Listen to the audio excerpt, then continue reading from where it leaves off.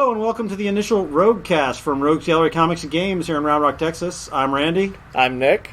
And this is Dave. And we are the management team that runs the store. From time to time on this show, if it all works out, you'll be hearing customers and other people, some of the other staffers, former staffers. Yep. But for now, we're starting with the three of us, and usually it'll be the three of us. So because we're the coolest. Get used to our voices. I always think we are. We went with Roguecast, a name suggested by our customer Jarek Stewart on our Facebook page. Yeah, Jarek. If you haven't liked us, you can go and like us on Facebook at Rogues Gallery Comics and Games. Please do. But we figured we'd start off talking about a few of the other names that were suggested. There were some really good suggestions, actually. I think before you do that, Randy, though, I just want to say, I think the reason we chose Roguecast, short, punchy, had our name in it. It was just nice and bam, Roguecast. Yep. Yeah, it's good. It's good. It's quick. It's not something that's going to get old. We hope. Right. I'm already bored of it. Lisa Kwai-Chen, one of our longtime customers, suggested Rogue Squadron. Which I did like, but it's a little too Star Wars specific. Yeah. And I've always wanted to be a member of the Rogue Squadron, but, you know. Why wouldn't you? One of our customers suggested, Joseph Compton suggested a Gallery of Rogues, which, a little on the nose, but good. It's something, like, since we actually have a Rogues Gallery type thing that we put up, like the police lineup and Usual Suspects that we'd occasionally do for photo ops at the store. It'd be a nice fit. And I believe somebody even suggested Usual Suspects. Yeah, Usual Suspects was suggested. Holt Thomas, a customer who moved away from us but says he misses us, and we miss you too, gave us like 8 suggestions, my favorite of which was Shake, Rattle, and Rogue. Yeah. And the reason we didn't pick it is a little long, and we figured it might get old after a while, but I did really like that. Our former staffer Kyle Walker says that the official Kyle Walker Fan Club podcast has a nice ring to it. That's so Kyle. Yeah, it's very Kyle. Kyle. You know what? I think who did the It's Rogue, not Rouge? Who was that? That in fact was Dennis Kaufman, and I love that. But it was one of those things where definitely would have gotten old. But I cracked up at It's Rogue, not Rouge. I know, I love it. Dennis, who is our volunteer for our HeroClix night. Monday nights. Good man. We also had Darren Bogus called out our mascot name, which most people don't know. Nope. Which is Maximilian Larch. Yep. He suggested Larch to the max. Nice. Which we did not go with, but I liked. And Stephen Maggie, another longtime customer, suggested... Maji, by the way. Maji. Suggested Rogue Planet, which as a Mungo and Flash Gordon ref, and I liked Rogue Planet. It also speaks to our eventual world domination goals. Right. We probably shouldn't talk about that right now. We don't want to mention that yet. Separate podcast. Edit.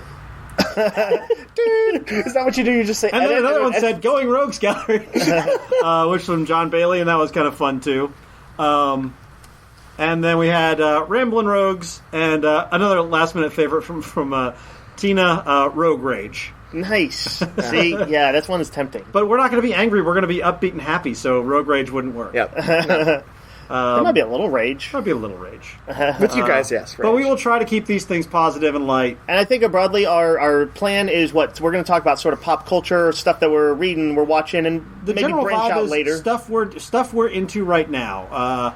It'll generally, if it works out as planned, we'll talk about a comic, a movie, a TV show, and maybe some books, and maybe some video games, and of course board games and card games, the kind of things we sell here at Rogues Gallery. Yes, some things that we sell, but some things that we just darn like.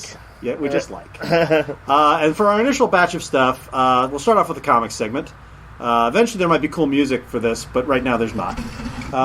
You hear it in your head. I will bring a kazoo next time. Awesome. Kazoos are fun. We're talking about the Justice League crossover that just started. It's a 6-part crossover called Trinity War, going between Justice League of America, Justice League, and Justice League Dark. Basically 2 issues of each. Yep. You know, when it was first coming out, I didn't know I thought the Trinity was going to be a Superman, Batman, Wonder Woman thing. And they didn't go that route. But it's the Trinity of Sin. Exactly. It's the Question, Pandora, and Phantom Stranger. Pandora and Phantom Stranger I got. Question was a weird inclusion. It's a different take. It's a very weird inclusion, and it is a different take. I haven't read the bookend issues that are the Pandora ones. I think you have, Nick. Yeah, I've read them both. So I don't know exactly who... I forget what the Question's deal is. He was just, somebody who sinned, the ultimate sin of some sort. What's the ultimate sin? All 3 of them, Phantom Stranger was the wandering Jew from the Bible. Pandora is Pandora, who opened the Phantom box. Stranger is Judas. Oh, you're right, he's Judas. Yeah, the wandering Jew thing was from one of the... That's a Neil Gaiman That's thing. a pre-New 52 possible origin. That's right. He's Judas. She's the girl. She's the woman who Pandora. opened the box of evil, and the Question did something bad. Right. Probably. And I don't know. they've basically taken his entire memory away. Yeah, he doesn't know he's Vic Sage or anything like that. Right, No. but he gets these like directives from above, like he hears these questions in his head and they must be So answered. it's this weird amalgamation of classic Question, because he is a vigilante, I think, in Hub City, capturing criminals and stuff, but you also get this kind of weird supernatural aspect. I gotta admit, when I first heard this, I bristled a little bit because I love the Question, both the Denny O'Neil series from the '80s, the Denny O'Neil is and fantastic. the Justice League the Justice League cartoon version. Oh, yeah. I love the character, and this was a very different take. But when I actually read it, I'm like, that's kind of cool. It's an interesting take on it. Yeah. I liked. He has a really cool thing where he shows up at the end of the first issue of the Justice League thing, and talks to Superman. Yeah. I think Superman. Yeah, Yes. he breaks Superman out of his prison. Right. Well- and so here's what hooked me into it, and I'm enjoying it pretty well so far. A few like issues, but mostly I'm enjoying it. I like that the trigger event was the kind of personal story of Billy Batson. Shazam wants to take the body of Black Adam, his archenemy generally, but who he's got some sympathy for, who is dead at the moment. I'm sure that's not going to stay the same. But he wants to go and like scatter his ashes or have him buried in Kandak, his native I believe land. it was ashes. Yeah. And I was like, oh, that's kind of neat. And basically, but it's like a hotbed. It's like they're an analog to the Middle East. Yeah. And things explode. All the Justice League's there. The Justice League of America is tracking them, and so Right. that blows are thrown. I think what I like the most about it is that the characters aren't forgotten. Each character seems to get their own moment, and That's a good Jeff Johns trademark. It is one of his trademarks, but he's gotten better with it over the time, and some of these characters get great moments. I mean, even though the big thing that occurs with Superman is a sort of hotbed of I can think we're 3 issues in. We can probably say Superman appears to kill someone. appears to kill somebody. And it's His clear heat that there's vision more going turns on, and it's like, oh my god, he just cooked that dude's head. Yeah. But I like the way that Johns was able to sort of, in the second issue, handle that and show how Superman reacts to it. So it looks like there's going to be a big old superhero dust up, and instead Superman's like, arrest me. He's like, lock me up. If He whatever happened, let's basically get to is the like bottom a of it. cooler in that effect. He stops the combat from occurring. Yeah, I did like that. And it is clear, even from that first issue, he did not really do it. No. If he did, even he wasn't in control. Yeah, there's a shadowy figure who's like, ha ha ha. They make it very clear that Superman is not responsible. There's no point where you're like, you don't think Superman killed anybody, which is You good. know what else I liked? I'm sorry, go ahead. No, go ahead. It's good. You wouldn't want to spend the whole crossover thinking, oh, this is horrible. What they do to Superman? Right. I just blanked on what I was going to say I liked. Yeah, I mean, and then... But the art is one thing, is for sure. It starts out with, who is it? Ivan Rice in the Justice League issue that kicks it off. Who's been doing Aquaman. Aquaman. Oh, I know what I was going to say. The Superman-Wonder Woman relationship that's kind of percolating in the background. I'm liking that. I too. I like them as kind of an unusual couple that's sort of unapologetic for it at this point. Yeah. And that's going to lead into the Superman Wonder Woman series that they're going to be doing. Oh, that's right. I forgot that even existed. That comes out in about a month, I believe. And it feels a little weird, you expect Superman with Lois Lane, but this is what this book is doing. Lois Lane can't throw around no tanks. That's true, but might. it's playing with continuity. I mean, we don't know what to expect from these characters because they're different people. Well, it's just kind of nice that it seems like they're having a normal adult relationship. Yeah. They're unapologetic about it. It's a little bit controversial. Some of the other leaguers are not wild when they themselves tripped off some of the trouble in Kandak. I think like a few, like in a Justice League or two issues back, where they like rescued some hostages or something and sort of did it without the authority of the Justice League, and they stirred up the Hornet's Nest too. And I don't know, I kind of like it as sort of a metaphor for a slightly risky relationship. It's kind of interesting, and Johns is pretty good at that. And like stuff. you said, the art, not only by Ivan Rice but Doug Mankey, who is really, really good at what he does, and Michael Janin, who's I thought was... He's been doing Dark since the beginning. Yeah, and I think it's awesome. I have not been keeping up with Dark, but I really liked his work in it. I also like the scene that I'm flipping through right now, and Firestorm is having, with great difficulty, is trying to figure out how to make kryptonite. Oh, that was a great moment. And it does, and then Amanda Waller is like, he's like, now what? She's like, get ready to do it again. Yeah. Yeah, that was a neat use of his powers and a neat... I like seeing the female Atom, who's apparently like an inside. She's a spy inside. Yeah, the she's a Justice spy League. for the Justice League of America. There's some characters I've not been reading these books. I fell off Justice League, and there's been some stuff going on, and I kind of like the rosters. And as weird as it is for me to see Constantine in the DC universe, I think he's being handled kind of well. Yeah, it is weird though. It is. You know what's interesting is, so right now we've with the New 52, we've seen a whole sort of new audience show up for DC that was a lot of times they were either not into comics or they were Marvel guys who decided to try out DC. Yeah. And most of them don't have that history with Constantine that we might, going back all the way to like the mid-'80s or early 80s if you read Swamp Thing. And I wonder if they're even remotely bothered, or if anything seems even remotely weird about it to them. I don't think so. I would guess that most people wouldn't. They're like, "Oh, this guy's British, and he talks back to Superman." I bet they're just like, I just can't wait for the people who are whining about him to die off. And the tie-in, he did have a tie-in issue with this, and it focused on a sort of relationship with him and Billy Batson. And which, again, feels really weird to me, but it does, but it was a fun little character moment where basically Constantine steals the power of Shazam. One thing I do really like about this, and you mentioned the tie-in, the Constantine and the Pandora spin-off, you don't have to read any of that. No. It's a 6-part story. It's not a big, sweeping crossover. I've only been reading the Justice League proper issues, that is to say, Justice League of America, and Justice League Dark. Yeah. And I feel like I'm getting the gist of the you're getting story. the full story. It's not like it's not like some of the Marvel crossovers that sometimes go, or even DC, they both do. I think that this is doing pretty well for DC, and our customers seem to like it pretty well. Yeah. And what I'm hoping is they kind of use this as a template for crossovers, which is to say small but kind of memorable scenes. I was going to say, this is sort of a crossover done right. Mm-hmm. Yeah, I agree. And it doesn't hit the pocketbook too bad. No. Well, we're going to move on to TV shows. Mm-hmm. And one thing that I think all of us, well, Dave and I watched originally when it first was on, and we all talked Nick into it recently. And that is the sci-fi show Babylon 5. Right. A lot of people, I imagine, are kind of unfamiliar with it if you weren't around in that era. It ran 1993 to 1998, 99. It was our last best hope for peace. And it failed. Dave, do you want to give a quick rundown of Babylon 5? Sure. So the basic thing with Babylon 5, it was a 5-season sci-fi show that took place on a big space station that housed, tens of thousands, millions? I think it was 250,000 humans and aliens. Wrapped up in spinning 860 zillion tons of spinning metal, something as they said in the opening. Yes. Yeah. Right. And basically, the show was, its analog was Deep Space Nine. Yeah. They were competitors at the time, and I sort of felt like it was the really cool one, and Deep Space Nine sucked. I have since learned that Deep Space Nine is pretty rockin', but Babylon 5 was my first allegiance. And so you had aliens on the ship, there was politics because the station was home to alien ambassadors. Yep.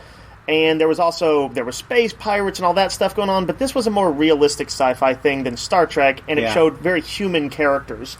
The station security officer was an ex-alcoholic or recovering alcoholic. There were sympathetic villains, like some of the ambassadors who were they were sleazy manipulators, but they were also kind of charming, and sometimes they were sympathetic. In a way, it was not the quality of writing of Game of Thrones, but it had some of those qualities of Game of Thrones. Yeah, it was also one of the first things to do. It was a 5-year plan. Right. Like, they did a story, and things changed. Like, they came back for the second season, and all of a sudden the original captain of the show was gone. There was a new guy running the station, and there was a conspiracy. Now, that was actually an unintended change. But it paid into the nature of the show, which is that characters would leave or disappear or die, or They had several big mysteries, and they answered them. Like, even in the first season, you find out the answers to a few of the mysteries. Yeah, there were big conspiracies. There was this big mysterious alien race that becomes much, much more important. It starts off looking like a Star Trek kind of show where, each episode is sort of self-contained. But then you start to see these threads that are building up, and by the time they got to season 3 or 4, it was almost everything was going. It was serialized, which didn't used to happen. Like, now everything's serialized, right? But that was it'd be like if it was all mythology episodes, as they call them sometimes. I think if anybody these days have played like any of the Mass Effect games, or anything along those lines, hugely influential. The Babylon 5 is hugely influential on that, and. The quality of writing sometimes dipped here and there. Right. But JMS, J. Michael Straczynski, who also has written a lot of comic book stuff. Yeah. He did the Thor relaunch a few years ago that was really well liked. Or Midnight Nation. He did Midnight Nation before Watchmen. He's right now doing 10 grand. Yeah, he's launching a whole line from Image. So he does a lot of comic book work, but Babylon 5 is probably what he's going to be best This is what he was best known for at the time, and that's, in fact, when he came to comics, it was such a big deal because it was one of the first TV guys coming to comics. I guess the reason we're talking about it, by the way, is the 20th anniversary? 20th anniversary just hit, Yeah, and so some of our friends started talking about it on Facebook and started doing rewatches of it. Yeah. And we all kind of got pulled into that. It was sort of a domino effect. It really was. But yeah, the DVDs are actually relatively cheap, and I've picked up through season 4. It's a 5-season show. They, at the time, did not know they were in the 5th season, so everything sort of wraps in 4, and then they go back and do more stuff. But I still think probably it's worth seeing all 5 seasons. And they did some spin-offs so. that I don't know are entirely worth your time. Yeah, a few movies. There's a couple movies. There's a spin-off series that never went anywhere. Martin Sheen plays a soul hunter in it. Yes, Martin Sheen plays a soul hunter. And just out of curiosity, real quick, favorite character, Randy, on the show? I still think Jeffrey Sinclair, the original commander of the station, is one of my favorites. But I also love Ivanova, of course, the Russian female played by Claudia Christian, who's like the tough as nails, super sarcastic girl. Yeah. Mm-hmm. Nick? Garibaldi. Garibaldi? Security Chief. He was Security one of my Chief. early favorite characters. I mean, played by Jerry Doyle, who looks a hell of a lot like Bruce Willis. Yes. And he's like a smart-ass, kind of blue-collar sort of dude. He's very relatable to... I mean, they're all good characters, honestly. I've mentioned this before to y'all, but I remember when my brother and I were first watching Babylon 5, we were struck by the fact that there was a scene somewhere in the first season, they don't call a lot of attention to it, but where he's talking to the captain, and they're both at, like, urinals. Yeah. And I was like...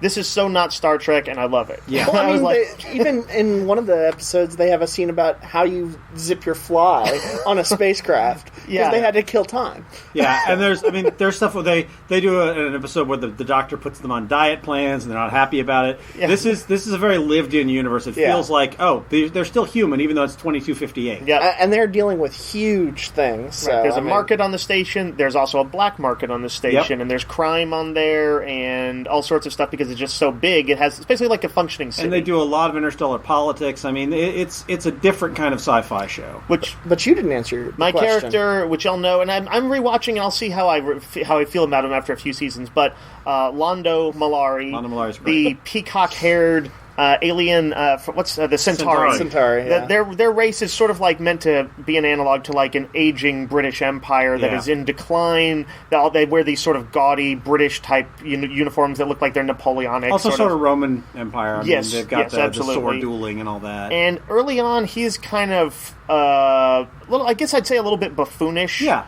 But kind of charmingly so. He kind of has a nicer side that shows up. Yep. And he sort of ultimately makes this Faustian sort of deal with the devil, which is, or in this case, an alien race to try and return his empire to glory. And he becomes a much more villainous figure. Much darker character. And you're like, this guy cannot be forgiven, but he's very interesting. Yeah. So, he generally remained my favorite. He's actually a very good actor. I felt like he was one of the strongest actors on the show. All right. Well, we'll move on to the movie of this week's podcast, which is Pacific Rim, which we all saw. A rare case where I think we all loved it. And all loved it, yeah. We are usually, there's usually some dissenting vote amongst the three of us. That's very true. Yeah. And it's usually me. I don't know, not always. No, that's true. We've had more often lately. Nick is like the buzzkill, total buzzkill. No, but we all love Pacific Rim. Honestly, Rim. Giant robots, giant monsters. I mean, what fighting? Okay, in the... you say that, but Transformers sucked so hard. And look, and I that had to didn't have giant monsters. That just had giant robots. That's true. But still, maybe this, and so we got to give Guillermo del Toro his due. Yeah. He made this sort of what I would have to say is kind of an homage to anime. Oh, sure. Everybody talks about Neon Genesis Evangelion and some of the other things that obviously he's influenced by. Right. And I heard it just like opened gangbusters in China. Yep. I don't know how it's doing in Japan. As we record this just opened in China for big numbers. It's I was a little worried early on. I'm like, is it just going to be rehashing the stuff he saw as a kid? Yeah. And, to some degree, I suppose it is. It's not like I felt like it added anything hugely new. It was just really fun. I disagree. I think it did add something. The drifting, the notion of the two pilots telepathically mingling and that kind of... I thought that was a really interesting technology. I have heard that there's some element of that to Evangelion. Huh. But I cannot confirm that. Perhaps our readership can. Yeah. Actually, I was just really big fan of the world. I think Del Toro did an amazing job of building this world from the ground up. So when you're watching it, they make out it's slightly a post-apocalyptic civilization. They have had to learn to live with this. It's almost like if you imagine if the way we live with hurricanes each year. But imagine if those hurricanes were times 10, and they were monsters, and they had changed the shape of the world. Yeah. And so I really felt like there was a lot of neat ideas early on that sort of that won me over, but it also opens memorably. Yep. If a movie can grab me in its opening 5 minutes and have me either laughing or cheering it on or whatever, or saying that's cool, then it's usually got me. It also has pretty good characters. I think that the general, I mean, some characters that we got a lot of time with, say Idris Elba's commander, the marshal of the thing, and today we are canceling the apocalypse. Everyone knows that Somebody speech. has to say it. That is the ID4 speech of this movie. It is, except better than that. Yeah, I don't know, Bill Pullman did a good job. Sure. And then the lead character, Charlie Hunnam, who has been from Sons of Anarchy. The girl, Mako, is really interesting, and the backstory they give her. I think they did a good job with the character. And Hannibal Chow, played by Ron Perlman, I think is a ton of fun. And then Charlie Day playing the scientist. When I first saw it, I think the one misgiving I had early on is that the scientists were kind of like very over-the-top characters. They were like, anime speed racer-y type. Yeah. My notion was like, it's sort of like a serious movie if Doc Brown from Back to the Future suddenly just walked in and you're like, whoa, my God. But the movie does have its over-the-top moments, and the more I watched, the more I enjoyed them. Yeah. And there's a great one of the moments that really like sealed the movie for me is when Gypsy Danger is taking on the kaiju. Gypsy Danger, which is the central robot. The central robot. By the way, if you haven't seen the movie, this is a minor spoiler. But he comes in like holding a tanker like a baseball bat. Oh yeah, and just dragging it down the street to take on the kaiju. And I was like, oh, I'm in. The kaiju, which are the big monsters. Big monsters. Yes. And the way they filmed it was beautiful because I think you saw like the bottom of the ship scraping the road, and you didn't know what it was, and the camera pulls back, and you see it's this massive oil tanker, hundreds and hundreds of feet long, just dragging along there like this guy is ready to have a street fight. And I also want to say the music is fantastic. It's by a guy whose name I can't pronounce, but he does the music for Game of Thrones. It's got some electric guitar mixed in with orchestral. It's really good. And there's a prequel graphic novel called Tales from Year Zero. Yeah, I think that's it. That has the art is sort of solid, not great. It's all good. It's not just nothing's like amazing. But the stories are really interesting. It tells you sort of some of the backstory stuff about the world. You don't need it by any means, but if you see the movie and you're like, oh, I want more of this world, it's a good place to go. I'll need to read that because honestly, I love the world that they built, and I didn't expect to. Y'all, I was almost going to back out of this, and y'all had to talk me into it. If you remember, I was like, yeah, the trailers I just were told you it was cool. mandatory. You come. Yeah, that's true. That's true. But I loved all that when they would occasionally show news clips and stuff of like, remember 10 years ago when the monsters first started attacking, or they show one breaking through one of these walls that they're building up along coastlines. Right. And it looks, honestly, the special effects are incredible. Yeah. And it looks so real, and that stuff was actually some of my favorite stuff, just that world building. Yeah. I think it led you to buy some HeroClix. Actually, I think both of you and I did. Yeah, so the HeroClix thing that does mainly superheroes for the HeroClix miniatures game, and some video game characters, they did a Pacific Rim line. Yeah. And I had to, because we saw a late-night version of this movie, I had to go and close up the store afterwards. And, the HeroClix are just sitting there looking at me. Talking to you. And I looked them up, and I'm like, oh, there's only 10 different ones, so even though it's a blind buy, I bet if I start opening these up and buying them, that I can before too long get most of them and trade for the rest. In fact, you did, and that's exactly what I did. Yeah. And by the way, thanks again to I forget who it was, but one of our guys on our HeroClix nights on Monday nights traded me for the last one, which was one of the big monsters, and it was very cool of him. Well, that about closes us up this time. We're running out of time, so we'll put this up. Let us know what you think in the comments. We'll probably just set up a Facebook page for you to post comments on it. Yeah, and I suppose also if people, maybe if they're like, hey, if you have any suggestions on what you'd like us to talk about in future shows or anything like that, maybe they can just throw down some suggestions and stuff like that. We can't promise we'll follow them. Right. Because we're going to probably do this format for a while, but we'll throw in some other stuff, I'm sure. Absolutely. Good night, everybody. Take care.